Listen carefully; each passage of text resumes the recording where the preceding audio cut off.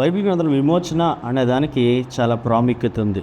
అయితే విమోచన ఏ విధంగా జరుగుతుంది, అసలు విమోచన దేంతో ముడిపడింది? రిడెంప్షన్ అంటే ఏంటి? బానిసత్వం నుంచి, పాపం నుంచి, దాని పర్యవసనాల నుంచి మరి విమోచించబడటం, అలాగే బ్యాక్ టు బై తిరిగి కొనుగోలు చేయటం, తర్వాత బానిసత్వం నుంచి తన నిజమైన యజమాని దగ్గరికి తిరిగి బదిలీ చేయటం అనేది మరి రిడెంప్షన్, విమోచన అని మనం అంటాం. ఈ విమోచన అనేది ఏ విధంగా జరుగుతుందంటే నిత్యము క్షమించబడటం, పరిశుద్ధపరచబడటం, సమాధానపరచబడటం, లేదా నీతిమంతులుగా తీర్చబడటంతో ముడిపడి ఉంటుందంట. విమోచన ఏ విధంగా ముడిపడి ఉంటుంది? నీతిమంతులుగా చేయబడ్డానికి, పరిశుద్ధులుగా చేయబడ్డానికి, క్షమించబడ్డానికి, అలాగే సమాధానపరచబడ్డానికి ముడిపడి ఉంటుంది అనే విషయాన్ని మనము తెలుసుకోవాల్సి ఉంటుంది.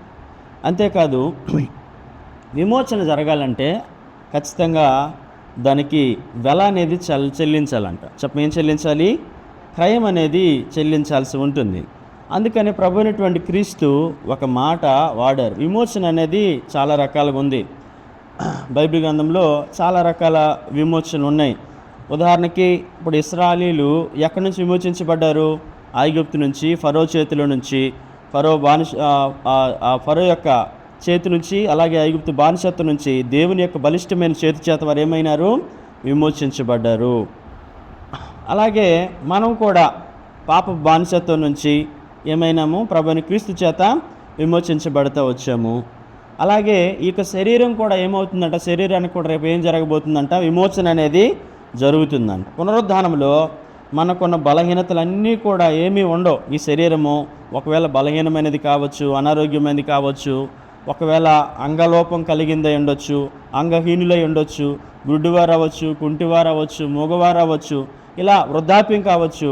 ఇలా ఈ శరీరము ఏమవుతుందంటే ప్రభు అయినటువంటి రాకడ, యేసు ప్రభు వారి యొక్క రాకడలో మధ్యాకాశానికి వచ్చినప్పుడు, పునరుద్ధానం మనం చెందినప్పుడు ఈ యొక్క శరీరానికి ఏం జరుగుతుంది?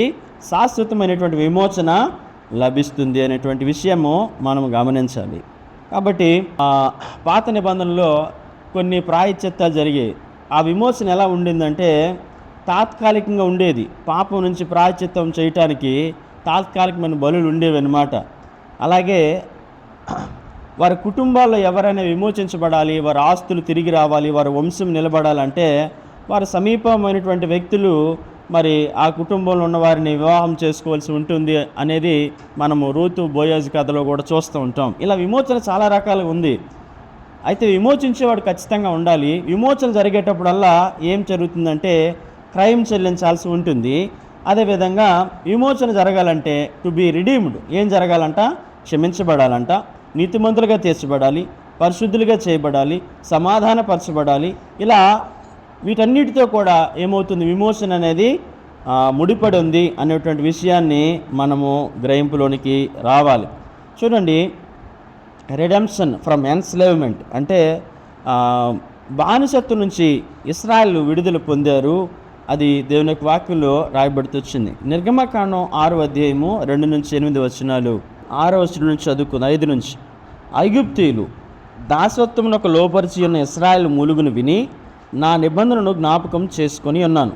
కాబట్టి నీవు ఇశ్రాయేలుతో ఇలాగ చెప్పుము, నేనే యెహోవాను, నేను ఐగుప్తీయులు మోయించి బరువుల క్రింద నుండి మిమ్మల్ని వెలుపలికి రప్పించి వారి దాసత్వం నుండి మిమ్మల్ని విడిపించి నా బాహువు చాపి గొప్ప తీర్పులు తీర్చి మిమ్మల్ని విడిపించి మిమ్మల్ని నాకు ప్రజలుగా చేర్చుకుని మీకు దేవుడినై యుందును. అప్పుడు ఐగుప్తీయుల బరువు క్రింద నుండి మిమ్మల్ని వెలుపలికి రప్పించిన మీ దేవుడైన యెహోవాను నేనే అని మీరు తెలుసుకొందురు. అయినటువంటి దేవుడు ఏమంటాడంటే నా బలిష్టమైనటువంటి హస్తము చేత నా బాహువు చాపి మిమ్మల్ని ఏం చేస్తాను? విడిపిస్తాను, మిమ్మల్ని నాకు ప్రజలుగా చేసుకుంటాను అనేది ఇక్కడ ప్రవీణుడి దేవుడు మరి తెలియజేస్తూ ఉంటున్నాడు. కాబట్టి మనకు ఇక్కడ ఏమర్థమవుతుంది? బానిసత్వం నుంచి, ఐగుప్తులు వారి మీద వేసినటువంటి భారం నుంచి వారికి ఏమిస్తానంటున్నాడు దేవుడు? విడుదల ఇస్తానన్నాడు. అలాగే బైబిల్లో విమోచన అంటే కూడా మనకి ఏమర్థమవుతుందంటే యేసుక్రీస్తు యొక్క బలియాగం ద్వారా మానవాళికి ఏం జరుగుతుంది? మానవ పాపం నుంచి వచ్చే పర్యవసనాల నుంచి ఏం జరగనై ఉంటుంది? విమోచన అనేది జరగనై ఉంటుంది అనేది మనము తెలుసుకోవాల్సినటువంటి వారంగా ఉన్నాము. అయితే నేను మీకు చెప్పాను కదా, విమోచన అనేది ఏ విధంగా జరుగుతుంది? అంధకార ఆధిపత్యం నుంచి విడుదల. అంటే మనం ఒకప్పుడు ఎవరు ఆధిపత్యం క్రింద ఉన్నాము? యాక్చువల్గా మన యజమాని ఎవరు? దేవుడే మన యజమాని. కానీ మనం ఏం చేసాం? పాపానికి బానిసంగా మారిన తర్వాత ఎవరు మన యజమానుడు అయ్యారు? సాతానుడు మనకేమైనాడు? యజమానుడు అయ్యాడు. అంధకారంలో మనం జీవించేవారు ఉన్నాము. అయితే ఎప్పుడైతే ప్రభు అయినటువంటి క్రీస్తు క్రయం చెల్లించాడో, బలియాగం చేశాడో, మరణం పొందాడో, అప్పుడు మనకి ఏ విధమైనటువంటి విడుదల నుంచి ఇవ్వదలుచుకున్నాడు ఆయన? అంధకార ఆధిపత్యం నుంచి ఏమి ఇవ్వాలనుకున్నాడు? విడుదల ఇవ్వాలనుకున్నాడు. దాని కొరకు ఏం చెల్లించాడంటే వెలను చెల్లించాడు అనేది మనము తెలుసుకోవాల్సినటువంటి వారంగా ఉన్నాము. నేను ఇంతకుముందు మీకు చెప్పాను కదా, ఆఫ్రికా ఖండంలో లిబేరియా అనే దేశంలో 2 తెగలు ఉండేటి, అంటే చాలా రకాల తెగలు ఉండేటి. అక్కడ తెగల మధ్య, ఆ ట్రైబల్ పీపుల్స్ మధ్య ఏం జరిగేదంటే యుద్ధం అనేది జరిగేది. అయితే క్రూ అనే ట్రైబ్ ఉండింది, అలాగే గ్రెబో అనే ట్రైబ్ ఉందన్నమాట. వీరి మధ్య, ఈ 2 తెగల మధ్య యుద్ధం జరిగినప్పుడు జరిగినటువంటి పరిణామం ఏంటంటే, ఎవరైనా ఓడిపోతే, ఈ 2 తెగల మధ్య ఎవరైనా ఓడిపోయినట్లయితే వారి యొక్క సంతానం, వారి యొక్క కుమారుణ్ణి వారు బందీగా తీసుకొని వెళ్ళిపోతారు. ఎవరు గెలుస్తారో వారు ఏం చేస్తారంటే అవతలి తెగ నాయకుడి యొక్క కుమారుణ్ణి తీసుకొని వెళ్ళిపోతారన్నమాట, బందీగా ఉంచుతారు. అయితే ఆ కుమారుని వీడిని విడిపించాలంటే వారు అడిగిందంతా వీరికి ఇవ్వాలి. వారి పశువులను కానీ, ఆహారం కానీ, ధాన్యాలు కానీ, ఏది అడిగితే అది వారు ధన రూపంలో ఇవ్వాల్సి ఉంటుందన్నమాట. అయితే అలా ఇచ్చినప్పుడు ఆ కుమారుని మీరు ఏం చేయొచ్చు? విడుదల పొందవచ్చు. ఆ కుమారుని ఏం చేయొచ్చు? ఆ కుమారుణ్ణి మీరు విమోచన చేసి తీసుకొని రావచ్చు అన్నమాట. ఒకవేళ మీరు ఏమీ ఇవ్వలేని పక్షంలో ఏం జరుగుతుందంటే, ఏ కుమారుడైతే బందీగా ఉన్నాడో వాడిని బందీగా ఉంచి చిత్రహింసలు పెడతారనమాట.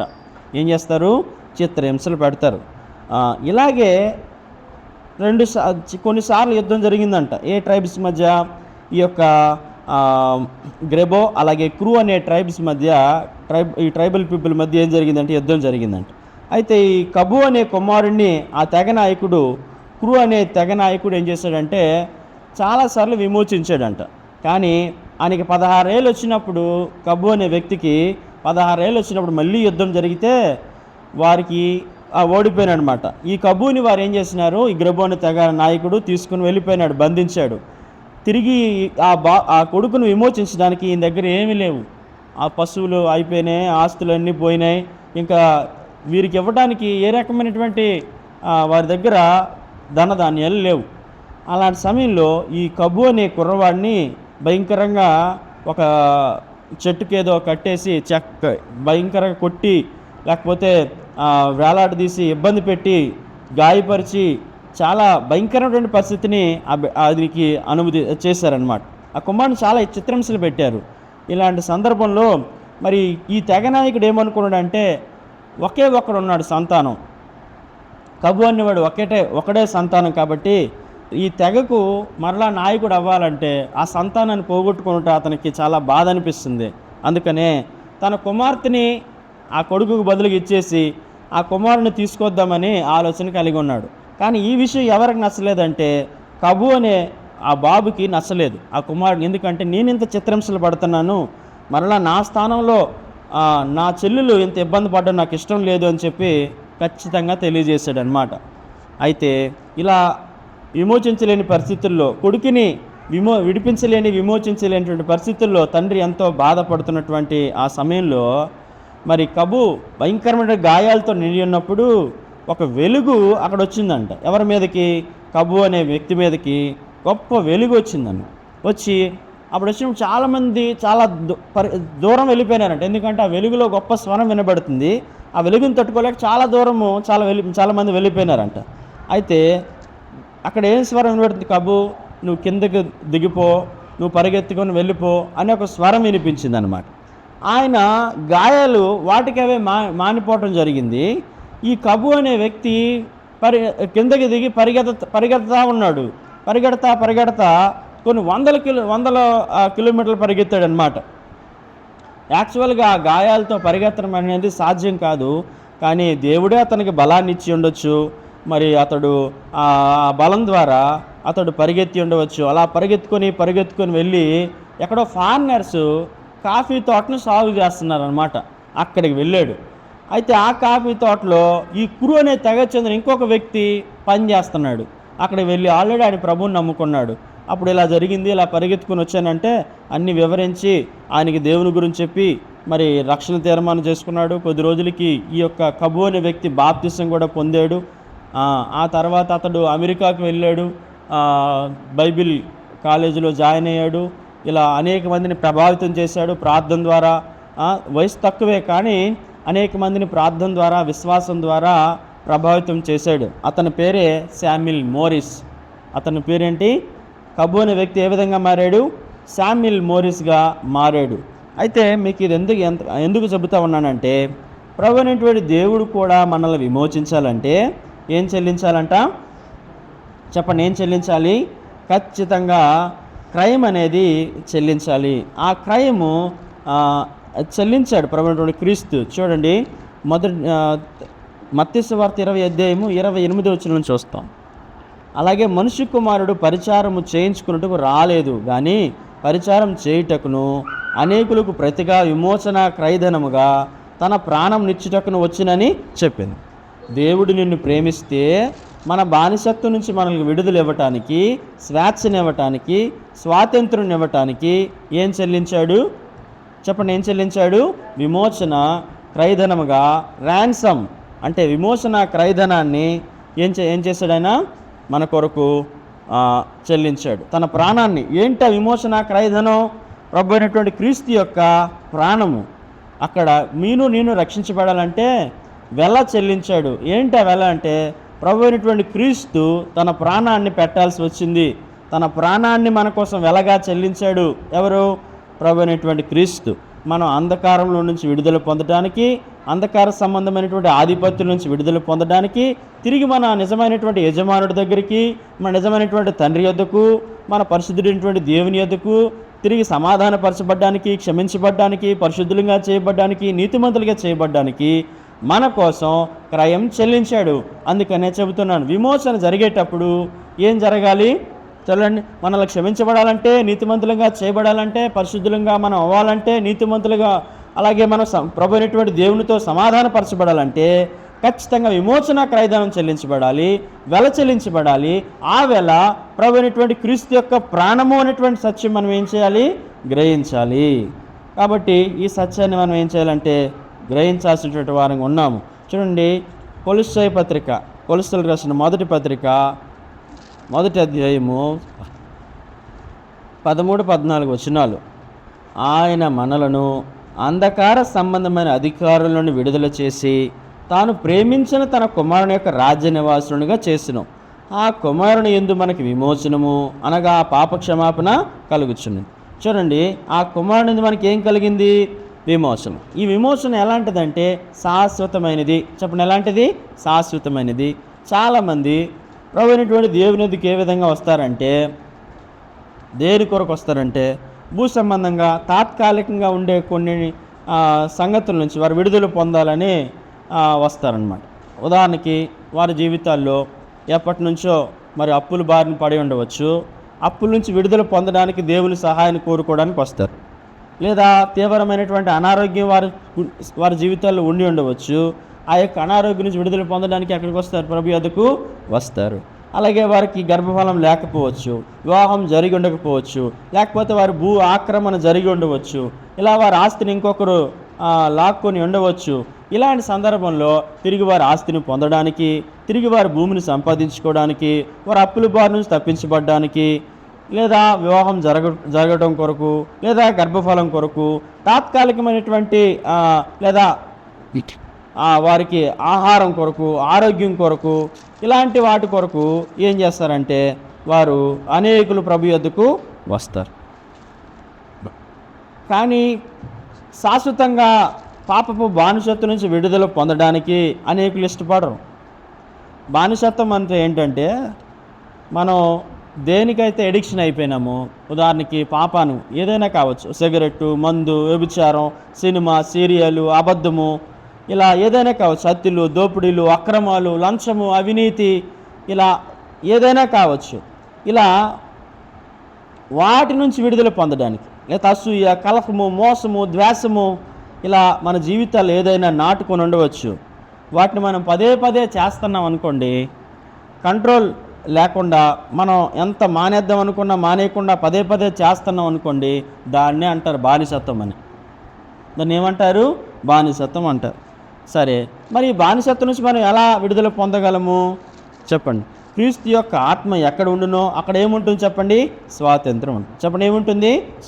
అంటే మనల్ని బానిసత్వం నుంచి విడుదలిచ్చి స్వాతంత్ర్యం ఇవ్వటానికే ప్రభు అయినటువంటి క్రీస్తు ఎక్కడికి వచ్చారు? భూమి మీదకి వచ్చారు.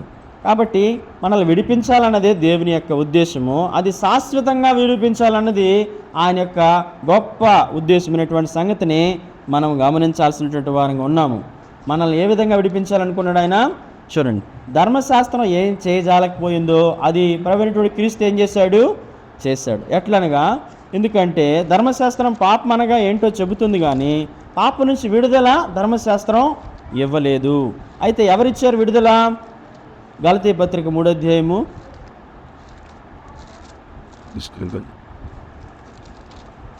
22వ వచనం చదువుతాను చూడండి. 3వ అధ్యాయం 22వ వచనం. యేసుక్రీస్తునందలి విశ్వాస మూలముగా కలిగిన వాగ్దానం విశ్వసించిన వారికి అనుగ్రహింపబడినట్లు లేఖనము అందరినీ పాపములో బంధించును. ఇప్పుడు మనకి విమోచన ఎక్కడి నుంచి లభిస్తుంది అయితే చెప్పండి? ఎక్కడి నుంచి? క్రీస్తు నుంచి. తర్వాత 23-24 వచనం చదువుతాం. విశ్వాసం వెల్లడి కాకడం మునుపు ఇక ముందుకు బయలుపరచబడి విశ్వాసం అవలంబవలసిన వారముగా చెరలో ఉంచబడినట్లు మనము ధర్మశాస్త్రంలోని వారం అయితిమి. కాబట్టి మన విశ్వాసం మూలన నీతిమంతులు మనం తీర్చబడినట్లు క్రీస్తునొద్దకు మనల్ని నడిపించుటకు ధర్మశాస్త్రం మనకు బాలశిక్షకుడు ఆయను. అయితే విశ్వాసం వెల్లడి ఆయన కనుక ఇక బాలశిక్షకుని క్రింద ఉండము. అయితే మనం అందరం ఒకటి తెలుసుకుంటున్నాం. ఇప్పుడు విమోచన ఎక్కడుంది?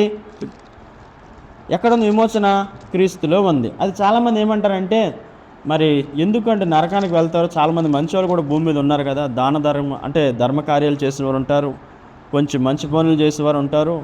బైబిల్ 2 రకాలు మంచివారు వేరు, నీతిమంతులు వేరు. మంచివారు వేరు, నీతిమంతులు వేరు. ఒక వ్యక్తి ఏదైనా కాలేజీలో చదువుకుంటే యూనివర్సిటీ నుంచి ఏం రావాలా? సర్టిఫికేట్ రావాలా. పాస్ అయినట్టు ఎక్కడి నుంచి రావాలా? యూనివర్సిటీ సర్టిఫై చేయాల, పలానా వ్యక్తి మా యూనివర్సిటీలో చదువుకున్నాడు, ఉత్తీర్ణుడయ్యాడు అని చెప్పి ఆ యూనివర్సిటీకి సంబంధించినటువంటి స్టాంప్ ఉండాలి. తర్వాత ఆ యూనివర్సిటీ ఒక పట్టా ఇవ్వాలన్నమాట, డిగ్రీ లేక పట్టా ఇవ్వాల్సి ఉంటుంది. అలాగే మనం నీతిమంతులుగా చేయబడ్డామని ఎవరు ఇవ్వాలి మనకి పట్టా? చెప్పండి, ఎవరు ఇవ్వాల్సి ఉంటుంది? ఎవరు సర్టిఫై చేయాలి మనల్ని? ఎవరు ధృవీకరించాలి? దేవుడే. చెప్పండి, ఎవరు ధృవీకరించాలి? దేవుడే. అది అందుకనే మంచివారు వేరు, నీతిమంతులు వేరు. మంచితనం ఉండొచ్చు, ఎందుకంటే మనం ఆయన పోలికలో ఉన్నాం కాబట్టి. మనం అంతా చెడిపోయినప్పటికీ మన ప్రతి మనసు అంతా చెడిపోయింది, ప్రతి భాగం అంతా చెడిపోయింది బాడీలో. మన హృదయము, మనస్సు, ఆలోచనలు, క్రియలు అన్నీ చెడిపోయినప్పటికీ మనుషులు ఏదో కొంచెం మంచితనం ఉందంటే కారణం ఏంటై ఉండదు? మనం ఎవరి రూపము? దేవుని యొక్క రూపము. అయితే నీతిమంతులు వేరు. నీతిమంతులకు ఎవరు చేయాలి మనల్ని? దేవుడే చేయాలి. చెప్పండి, ఎవరు చేయాలా? ఆయనే చేయాలి. బైబిల్లో ఉంది అలాగా. చూడండి, కీర్తన గ్రంథం 32వ అధ్యాయము.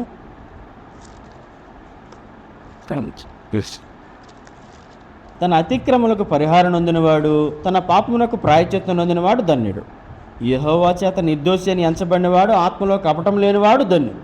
ఇప్పుడు చెప్పండి, ఎవరు మన ఇప్పుడు నిర్దోషాన్ని ఎంచాలి? దేవుడు నిర్దోషని ఎంచాలి. దేవుడు మనకు నీతిమంతుడు అని సర్టిఫికేట్ ఇవ్వాలి. కాబట్టి మన నీతిమంతులకు ఎవరు తీర్చగలరు అయితేనే? చెప్పండి, ఎవరు? ప్రభు అయినటువంటి దేవుడు. దానికోసం ఏం చెల్లించాలా? వెల చెల్లించాలి. ఆ వెల ఏంటంటే ప్రభు అయినటువంటి క్రీస్తు యొక్క ప్రాణం. విమోచించబడాలంటే ఎందుకు విమోచించబడాలి? దేవుడు మనల్ని క్షమించాలి, ధర్మశాస్త్రం యొక్క శిక్ష నుంచి మనం విడుదల పొందాలి, దేవుని కుటుంబంగా మనం చేయబడాలి, దేవుని బిడ్డలుగా అని మనల్ని స్వీకరించాల్సి ఉంటుంది. తర్వాత మనల్ని పరిశుద్ధులుగా, నీతిమంతులుగా చేయాల్సి ఉంటుంది. అంధకార సంబంధమైన ఆధిపత్యం నుంచి విడుదల చేయాల్సి ఉంటుంది. శాశ్వతమైనటువంటి విమోచన మనకు అనుగ్రహించాల్సి ఉంటుంది. అప్పుడే మనం ఎక్కడ గుర్తించబడతాం? పరలోకంలో గుర్తించబడతాము అనేటువంటి సత్యాన్ని గమనించాలి. కాబట్టి మనం విమోచించబడాలంటే అంత సాధారణంగా జరిగే పని కాదు. ఇశ్రాయేలు తమ సొంత బలం చేత కానీ, సొంత జ్ఞానం చేత కానీ, సొంత శక్తి సామర్థ్యాల చేత కానీ విమోచించబడగలరా? లేదు. బైబిల్ గ్రంథంలో అలా లేదు. దేవుని యొక్క బలిష్టమైనటువంటి హస్తము చేతనే, దేవుని యొక్క బలమైన బాహువు చేతనే, వారి యొక్క బలమును నుంచి, వారి యొక్క చేతుల నుంచి వారు విడుదల పొందారు అని దేవుని యొక్క వాక్యం చెబుతుంది. అలాగే ఏ మానవుడు కూడా తన పాపపు బానిసత్వం నుంచి విడుదల పొంది స్వాతంత్ర్యాన్ని తెచ్చుకోలేడు. మరి ఎవరు తీసుకురావాలంటే ప్రభు అయినటువంటి దేవుడు క్రీస్తు ఏం చేయగలడంటే ఆ కార్యాన్ని చేయగలడు. ఈ యుగ సంబంధమైనటువంటి ఈ యుగ సంబంధమైన దేవత యొక్క అధీనంలో నుంచి అంధకార సంబంధమైనటువంటి ఆధిపత్యంలో నుంచి మళ్ళీ ఎవరు విడుదల ఇవ్వాలి? ప్రభువే ఇవ్వగలడు అనే విషయాన్ని మనము గమనించాల్సినటువంటి వారంగా ఉన్నాం. విమోచన అనేది చాలా రకాలుగా ఉంది. తర్వాత సృష్టికి కూడా విమోచన జరగబోతుంది. సృష్టి కూడా ఏమవుతుంది చెప్పండి? విమోచన. ఈ భూమి ఆకాశాలన్నీ కాలిపోయి నూతన ఆకాశం నూతన భూమి కూడా ఏమవుతున్నాయి? రాబోతున్నాయి. ఈ సృష్టి కూడా మూలుగుతూ ఉందంట. ఎప్పుడు నూతనత్వాన్ని పొందుతాను నేను అనేటువంటి ఉద్దేశంతో ఎదురు చూస్తూ ఉందంట సృష్టి. రోమాపత్రిక 8 మీకు ఉంటుందా మాట, చదవండి. కావాలంటే చూడండి. కుమారుల ప్రత్యక్షత కొరకు సృష్టి మిగులు ఆస్తి తేరు చూసి కనిపెట్టుచున్నది. ఏలనగా సృష్టి నాశనకు లోనైన దాస్యంలో విడిపింపబడి దేవుని పిల్లలు పొందబో మహిమగల స్వాతంత్రం పొందుతున్న నిరీక్షణ గలదే స్వేచ్ఛగా కాక దాన్ని లోపరిచిన వాని మూలంగా వ్యర్థపరచబడును. సృష్టి యావత్ ఇది వరకు ఏకగ్రహంగా మూలుగుచు ప్రసవేదన పడుతున్నదని ఎరుగుదుము. కాబట్టి మనకి ఏమర్థమవుతుందంటే సృష్టికి కూడా రేపు విమోచన జరగబోతుంది. శాశ్వతమైనటువంటి విమోచన జరగబోతుంది. ఎందుకంటే దేవుడు మానవుడు తప్పిదం చేసినప్పుడు భూమి శపించబడింది. సమస్తం కూడా ఏమైనా చెప్పండి? శపించబడతా వచ్చాయి. ఇప్పుడు అందుకనే మానవుడు అందుకని చూడండి, తెగుళ్ళు వస్తున్నాయి, కరువులు వస్తున్నాయి, భూకంపాలు వస్తున్నాయి, ప్రకృతి వైపరీత్యాలు జరుగుతున్నాయి, టోర్నడోలు వస్తున్నాయి, సునామీలు వస్తున్నాయి. వీటన్నిటి గల కారణం ఏంటి? మానవుడు తప్పిదం చేసినప్పుడు భూమి కూడా ఏమైపోయింది? శపితానికి గురయ్యింది. అందుకనే ఈ సృష్టి కూడా ఎదురు చూస్తుందంట నూతనత్వాన్ని పొందడానికి. ఈ యొక్క ఏమంటారు దాసు నుంచి విడుదల పొందడానికి సృష్టి కూడా ఎదురు చూస్తూ ఉందంట.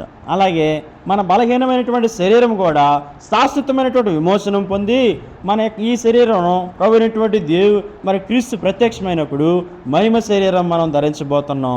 అప్పుడు మనకి ఏ బలహీనతలు మన చేతికి రావు, మన చెంతకు రావు. ఆకలి కానీ, దుఃఖం కానీ, వేదన కానీ, శ్రమ కానీ, బాధ కానీ, పాపులు కానీ, బాధపరిచేవారు కానీ, హింసించేవారు కానీ, మరి ఎట్టి ఘోరమైనటువంటి దుష్టులు కానీ అక్కడ ఉండరనేటువంటి సత్యం మనం తెలుసుకోవాలి. ఈ యొక్క శరీరాన్ని ఏ రకమైనటువంటి బాధ ఏ మనుషులు బాధించలేరు అనేటువంటి విషయాన్ని మనం తెలుసుకోవాలను. ఎందుకంటే శాశ్వతమైనటువంటి విమోచన మనం పొందబోచున్నది, ఈ శరీరం పొందబోచున్నది. కాబట్టి మనము ఈరోజు ఎలాంటి విమోచనాన్ని పొంది ఉన్నాం, శాశ్వతమైనటువంటి విమోచనాన్ని పొంది ఉన్నామా అనేది మనం గ్రహింపులోనికి రావాల్సినటువంటి వారంగా ఉన్నాం. కీర్తన గ్రంథం 130వ అధ్యాయము 7-8 వచనాలు. ఇశ్రాయేలు యెహోవా మీద ఆశ పెట్టుకొనుము, యెహోవా యొద్ద కృప దొరుకును, ఆయన యొద్ద సంపూర్ణ విమోచన దొరుకును. చెప్పండి, ఈ దేవుని యొద్ద ఏం దొరుకుతుంది? సంపూర్ణమైనటువంటి విమోచన దొరుకుతుంది, ఆయన యొద్ద కృప దొరుకుతుంది అనేటువంటి విషయాన్ని మనము గ్రహించాల్సినటువంటి వారంగా ఉన్నాం. కాబట్టి ఇశ్రాయేలుకి ఏం తెలియాలి చెప్పండి? ఏం తెలియాలి? సంపూర్ణ విమోచన ఎక్కడ దొరుకుతుంది? ఆయన యొద్దనే అనేటువంటి విషయాన్ని మనము గ్రహించాల్సినటువంటి వారంగా ఉన్నాం.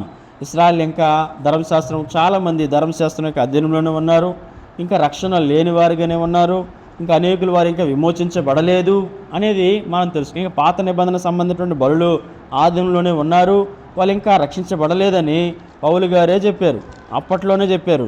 చూడండి, రోమాపత్రిక 10వ అధ్యాయము 1-2 వచనాలు చదువుతారు. 1-2 వచనాలు. సహోదరులారా, ఇశ్రాయేలీయులు రక్షణ పొందవలనని నా హృదయాభిలాషయు వారి విషయమే నేను దేవునికి చేయి ప్రార్థనై ఉన్నవి.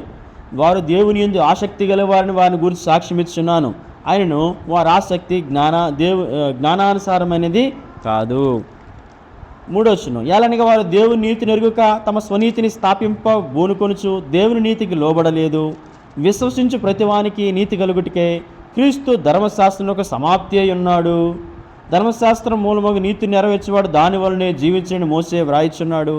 అయితే విశ్వాసం మూలముగా నీతి ఇలాగ చెప్పుచున్నది, ఎవడు పరలోకానికి ఎక్కిపోను అనగా క్రీస్తుని క్రిందికి తెచ్చుటకు, లేక ఎవడు అగాధంలోకి దిగిపోను అనగా క్రీస్తుని మృతులను పైకి తెచ్చుటకు అని నీ హృదయంలో అనుకొనవద్దు.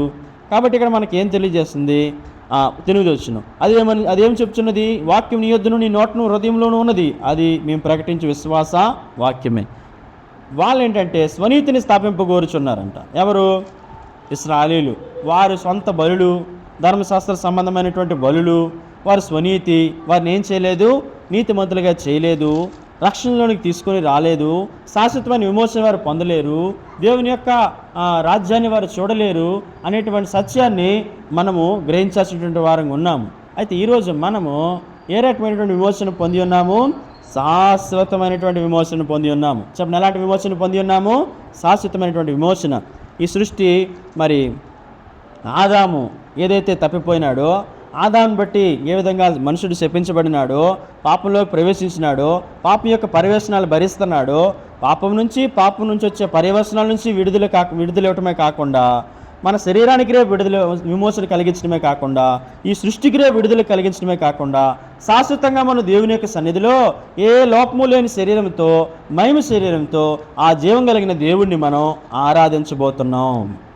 ఇక్కడ బలహీనమైన శరీరంతో మనం ప్రభువుని ఆరాధించవచ్చు, కానీ దేవుని సన్నిధిలో రాబోయే రాజ్యములో శాశ్వతమైనటువంటి శరీరంతో, మనము మహిమగల శరీరంతో ప్రభువుని ఆరాధించబోతున్నాం. ఎందుకంటే దేవుని యొక్క పునరుద్ధానంలో మన శరీరంలోని ఏమవుతున్నాయి? మార్పు చెందుతాయి. చెప్పండి, ఏమవుతాయంట? మార్పు చెందుతాయి అనేటువంటి విషయాన్ని మనం గమనించాలి. ఫిలిప్పీ పత్రిక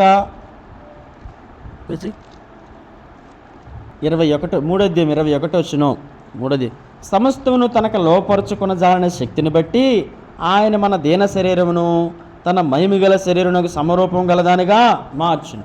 అయితే ఈ భూమి మీద మనకు చాలామంది ఏమనుకుంటారంటే, వృద్ధాప్యులు ఉన్నాను, నడవలేని స్థితిలో ఉన్నాను, మరి అనేక అనారోగ్యాలతో నేను బంధించబడి ఉన్నాను, మరి నా నిత్యత్వం అలా ఉండబోతుందా? మరి భూమి మీద కొంతమంది కుంటివారు ఉండొచ్చు, యాక్సిడెంట్లు ఉండొచ్చు, గుడ్డివారు ఉండొచ్చు, మూగవారు ఉండొచ్చు, అనేక రకమైనటువంటి మరి అంగహీనులు ఉండొచ్చు, లోపం కలిగిన వారు ఉండొచ్చు. కానీ రాబోయే రాజ్యంలో, నిత్యత్వంలో మనమందరం కూడా మహిమగల శరీరంతో విమోచన సంపూర్ణంగా పొంది, మనము శాశ్వతంగా పొంది ప్రభువైనటువంటి క్రీస్తును మనం ఏం చేయబోతున్నాం? ఆరాధించబోతున్నటువంటి సత్యాన్ని తెలుసుకోవాలి. ఎందుకంటే ఆ రకంగా వారు ప్రభుని ఆరాధిస్తున్నారని యోహాను భక్తుడు పరలోక దర్శనంలో చూశాడు. చూడండి, ప్రకటన గ్రంథము 5వ అధ్యాయము 9-10 వచనాలు చదువుతాను. ఆ పెద్దలు, నీవు ఆ గ్రంథమును తీసుకుని దాని ముద్రలు విప్పుటకును యోగుడువు, నువ్వు వధింపబడిన వాడివై నీ రక్తం ఇచ్చి ప్రతి వంశంలోనూ, ఆయా భాషలు మాట్లాడేవారిలోనూ, ప్రతి ప్రజలోనూ, ప్రతి జనంలోనూ దేవుని కొరకు మనుషులను కొని మా దేవునికి వారిని ఒక రాజ్యముగాను యాజకులను గాను చేసితివి కనుక వారు భూలోకమందు ఏలుదురని కొత్త పాట పాడుదురు. చూడండి, మనుషుల్ని ఏం చేశాడంట? దేవుడు కొన్నాడు. చెప్పండి, ఏం చేశాడంట? కొన్నాడు. ఏం చెల్లించాడంట? ఏం చెల్లించాడు? రక్తమును ఇచ్చి కొన్నాడు, వెల చెల్లించాడు, క్రయధనంగా తన ప్రాణాన్ని ఇచ్చాడు. విమోచన జరగాలంటే వెల చెల్లించాలి, విడుదల రావాలంటే ఏం చెల్లించాలా? వెల చెల్లించాల్సి ఉంటుంది అనేటువంటి సత్యాన్ని మనం ఏం చేయాలా? గమనించాల్సినటువంటి వారు ఉన్నాం. ఉదాహరణకి మనం ఎక్కడైనా కొన్నిసార్లు మనం బంగారం మీద రుణం తీసుకుంటాం, ఏదైనా విలువైనటువంటి వస్తువులు పెట్టి బ్యాంకులోనో లేకపోతే ఇంకెక్కడైనా మనం రుణం తీసుకుంటాం. ఇప్పుడు మనం తిరిగి అవి మనకు సొంతం చేసుకోవాలంటే ఏం చేయాలా? చెప్పండి, ఏం చేయాలా? వడ్డీతో సహా ఏం చేయాలా? మనం చెల్లించాల్సి ఉంటుంది. బ్యాంక్ దగ్గర రుణం తీసుకున్నప్పటికీ కూడా మనం ఏదైనా వస్తువును పెట్టి, లేదా ఆస్తులను పెట్టి, లేకపోతే ఇల్లు ఏదైనా ఏమంటారు తాకట్టు పెట్టి తిరిగి దాన్ని మనం స్వాధీనం చేసుకోవాలంటే ఏం చేయాలి? మనం వడ్డీతో సహా చెల్లించి, అసలు కూడా చెల్లించి ఏం చేయాలి? మనం వాటిని తిరిగి మనం వసూలు చేసుకోవడానికి అవకాశం ఉంటుంది. ప్రభువైనటువంటి దేవుడు కూడా అదే సరిగ్గా మన జీవితంలో చేశాడు. మనల్ని అందరినీ ఒక ప్రత్యేకమైన ఉద్దేశంతో దేవుడు చేసినప్పటికీ మనమే స్వయంగా మన యజమానిని మార్చుకున్నాం. పాపపు బానిసత్వానికి లోబడి సాతానుడు యొక్క అంధకారం సంబంధమైన అధికారులకు వెళ్ళిపోయినాం. మనము ప్రభువైనటువంటి దేవుని యొక్క ఆధిపత్యంలో నుంచి, అధికారంలో నుంచి మనం ఏం చేసాం? బయటికి వచ్చేసి సాతానుడు యొక్క అధికారం కింద వెళ్ళిపోయినాము. తిరిగి మనల్ని మనం రక్షించుకోలేని స్థాయికి వెళ్ళిపోయినాము. పాప బానిసత్వానికి అలవాటు పడిపోయినాము. ఇక స్వేచ్ఛను స్వాతంత్ర్యాన్ని ఏ మానవుడు తనకు తనగా సంపాదించుకోలేని పరిస్థితులు మనం ఉన్నాము. అలాంటి సమయంలో సరిగ్గా మనల్ని వెండి బంగారం చేత విమోచించలేదు, కానీ తన స్వరక్తం చేత, అమూల్యమైన రక్తం చేత పొరగినటువంటి క్రీస్తు తన ప్రాణాన్ని క్రయధనంగా ఇచ్చి మనల్ని విమోచించాడు. చెప్పండి, ఏం చేశాడు? మనల్ని విమోచించాడు. కాబట్టి ఈ విమోచన ఏ విధంగా జరుగుతుంది అని చెప్పాను మీకు. దేనికి ముడిపడి ఉంటుంది అనుకుని చెప్పాను? పాప క్షమాపణ జరగాలి. ఇంకేం జరగాలి? పరిశుద్ధత, నీతిమంతుడిగా చేయబడాలి, దేవునితో సమాధానపరచబడాలి, దేవుడు చేసినటువంటి చట్టం నుంచి లేకపోతే ధర్మశాస్త్రం నుంచి విడుదల పొందిన వారంగా ఉండాలి, దేవుని కుటుంబంలో చేర్చబడిన వారంగా ఉండాలి అనేది మనము గ్రహింపులోనికి రావాలి. కాబట్టి ఆ విధంగా దేవునికి కుటుంబంలో చేయబడిన తర్వాత, విమోచించబడిన తర్వాత, దేవుని కుటుంబంలో వారు చేర్చబడిన తర్వాత పరలోకమందు వారు ఏ విధంగా ఆరాధిస్తున్నారు దేవుడిని? నీవే యోగుడు, నీవే సమస్తాన్ని రక్తమిచ్చి కొన్నావు, విమోచించావు, రక్షించావు, ప్రాణమిచ్చావు, మమ్మల్ని అందరినీ రక్షించావు అని వారు ఏం చేస్తున్నారు? ప్రకటన గ్రంథంలో చెప్పండి, ఏం చేస్తున్నారు వారు? ఐదే దేవులు చెప్పండి, వారు ఆరాధిస్తారు. ఏ విధంగా? నువ్వు యోగుడు, ఉదింపబడిన వాడు, రక్తమిచ్చి ప్రతి వంశంలోని అన్ని ఆయా భాషలు మాట్లాడు, ప్రతి జనం అంటే ప్రతి దేశంలోనూ ప్రతి ఖండంలోనూ దేవుడు ఏం చేశాడంట? చెప్పండి, ఏ వ్యక్తిని విమోచన పొందాలంటే ఎవరి ద్వారా విమోచన పొందాలి? క్రీస్తు ద్వారానే. అందుకనే ఇక్కడ చాలా చక్కగా రాయబడింది. అక్కడ అందరూ కనిపిస్తారు, అక్కడ అన్ని ఖండాల్లో ఉన్న ప్రజలు కనిపిస్తారు. మనకి పరలోకంలో ఎవరెవరు కనిపిస్తారు? దేవుని యొక్క రక్తంలో కొనబడి విమోచించబడినటువంటి ప్రజలు, దేవుని సొత్తైనటువంటి ప్రజలు, రాజులని యాజక సమూహంగా చేయబడిన ప్రజలు, దేవుని యొక్క వంశంలో చేర్చబడినటువంటి ప్రజలంతా కూడా అక్కడ మనం అందరినీ చూసి వారు ఏ దేశం నుంచి వచ్చి ఉండొచ్చు. వారు ఆఫ్రికా నుంచి, ఆస్ట్రేలియా నుంచి, అమెరికా నుంచి, లేకపోతే ఈ యొక్క యూరోప్ నుంచి, మన ఆసియా నుంచి, అన్ని ఖండాల్లోంచి, అన్ని దేశాల్లోంచి ప్రజలు అక్కడ మనకు కనబడుతూ ఉంటారు. ఎందుకంటే వారందరూ క్రీస్తు యొక్క రక్తం చేసి ఏమైనారు? విమోచించబడ్డారు. చెప్పండి, ఏమైనారు? మనం ఇప్పుడు దేని నుంచి విడుదల పొందినాం? ధర్మశాస్త్ర సంబంధమైనటువంటి శిక్షలోంచి విడుదల పొందాం. తర్వాత పాప నియమం నుంచి విడుదల పొందాం, పాపం యొక్క పర్యవసనం నుంచి విడుదల పొందాం. శాశ్వతంగా దేవుని యొక్క రాజ్యానికి హక్కుదారులుగా అవ్వటానికి, అర్హులుగా అవ్వటానికి క్రీస్తు యొక్క రక్తం చేత మనం ఏమేమడ్డాం? కొనబడ్డాం అనేటువంటి విషయాన్ని మనం తెలుసుకోవాలి. అంధకార సంబంధమైనటువంటి అధికారుల నుంచి విడుదల పొందాం. అలాగే ఇశ్రాయేలు కూడా తమను తాము రక్షించుకోలేని స్థాయిలో ఫరో యొక్క బలిష్టమైన ఫరో యొక్క భారమైన చేతి క్రింద వారు ఉన్నప్పుడు, దేవునికి మొరపెట్టినప్పుడు వారు ఏం పొందినారు? విడుదల పొందారు. ఎందుకంటే వారు తమను తాము రక్షించుకోలేని స్థాయికి వారు వెళ్ళిపోయినారు. అలాగే మనల్ని కూడా మనం రక్షించుకోలేని పరిస్థితులు ఉన్న ఆ సమయంలో మనకు విమోచకుడు వచ్చాడు, రీడియమర్ వచ్చారు. ఎవరైనా చెప్పండి, ఎవరు? క్రీస్తు. మీకు ఇంతకు తెగ గురించి చెప్పాను కదా లిబేరియాలో. ఎందుకు అలా జరిగేదంటే, ఎవరైనా ఓడిపోతే కుమారుని వారు బంధించేవారు. ఆ బంధించేవారిని విడుదల చేయాలంటే వారు అడిగిందంతా ఇచ్చి ఏం చేయాలి? వారికి విడుదల ఇవ్వాలి. కాబట్టి ఈరోజు మనకి అయితే ఈ యొక్క కబుని శాశ్వతంగా విడిపించింది ఎవరై ఉంటారు? చెప్పండి. తమ తండ్రి దగ్గర ఇంకా ఆస్తులు లేవు. కబుని విడిపించడానికి తమ తండ్రి దగ్గర ఏం లేవు? ఆస్తులు లేవు. నీ పరలోకపు తండ్రి, నా పరలోకపు తండ్రి సమృద్ధి కలిగినవాడు కాబట్టి, కనికరం కలిగినవాడు కాబట్టి, ఆయన సర్వమును సమస్తమును కలిగినవాడు కాబట్టి, చాలినవాడు కాబట్టి ఆయన ఏం చేశాడు? కబుని విడిపించాడు, మనల్ని విడిపించాడు. మనల్ని శాశ్వతంగా తన రాజ్యానికి హక్కుదారులుగా చేయటానికి విలువైన క్రయధనాన్ని ఏం చేశాడు? ఆయన చెల్లించాడు. మీరు నేను మనకు ఉచితంగా రక్షణ మనకు దేవుడు అనుగ్రహించవచ్చు, కానీ ఆ రక్షణను ఇవ్వటానికి ఆయన చెల్లించిన వెల ఏంటో తెలుసా? చెప్పండి, ఏంటి? ఆయన ప్రాణం. చెప్పండి, ఏంటది? ఆయన ప్రాణం. కాబట్టి మనము చాలా విలువైన వారు, విలువ పెట్టి కొనబడినటువంటి వారు. కాబట్టి మన ప్రభువుని మనం ఏం చేయాలి? విమోచించబడిన వారమైతే మనం ఏం చేయాలా? ఆరాధించాల్సినటువంటి వారంగా ఉన్నాం.